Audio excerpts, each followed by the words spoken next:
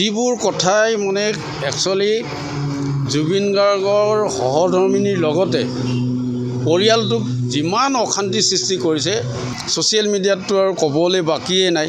গতিকে সকলো পক্ষক আহ্বান জনাইছোঁ যাতে এই বিতৰ্কৰ পৰা আঁতৰি থাকক। কাৰণ আমি দেশৰ নাগৰিক হিচাপে আমাৰ কিবা কোৱা অধিকাৰ সকলোৰে আছে, কিন্তু হ'লেও কাৰণ এই পৰিয়ালটো আইনৰ ওপৰত সম্পূৰ্ণ বিশ্বাস ৰাখিব লাগিব।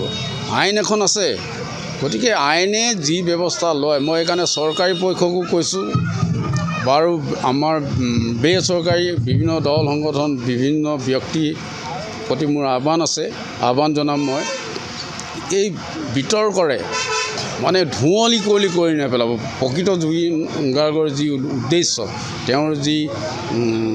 তেওঁৰ প্ৰতি মানুহে যি সন্মান বা ভক্তি জনাইছে, গতিকে এইবিলাক কথা অন্ততঃ প্ৰত্যেকেই হৃদয়ংগম কৰক। বিশেষকৈ জুবিন গাৰ্গৰ সহধৰ্মিনী গৰিমা গাৰ্গৰ মনৰ কথাবিলাক বুজিবলৈ চেষ্টা কৰক। তেওঁৰ যিটো অৱস্থা হৈছে, এই কথাবিলাকে আৰু বেছিকৈ মানে কি পৰ্যায়লৈ লৈ গৈ আছে।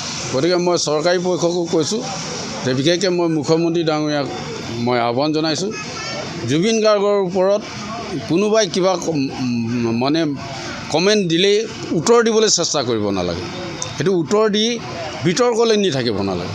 মুখ্যমন্ত্ৰীজনে যি কৰিছে সময়ে তাক নিশ্চয় ৰাজহুৱা কৰিব, কিন্তু মই যদি আজি কিবা এটা কৈ দিওঁ, মোৰ কথাটো উত্তৰ দিবলৈ কি দৰকাৰ আছে মুখ্যমন্ত্ৰীৰ দৰকাৰ নাই। আইন আছে তেওঁৰ হাতত, তেওঁ হাউচ অফ লিডাৰ, দেশৰ মানে এজন অসমৰ মুখ্যমন্ত্ৰী।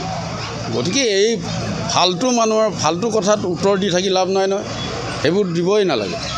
গতিকে সকলোকে মই আহ্বান জনাইছোঁ, জুবিন গাৰ্গৰ মৃত্যুৰ ন্যায় কোনেও মানে ছ'চিয়েল মিডিয়াত ক'ৰবাত কৈ থকা মানুহে ন্যায় দিব নোৱাৰে। পাৰিব নেকি?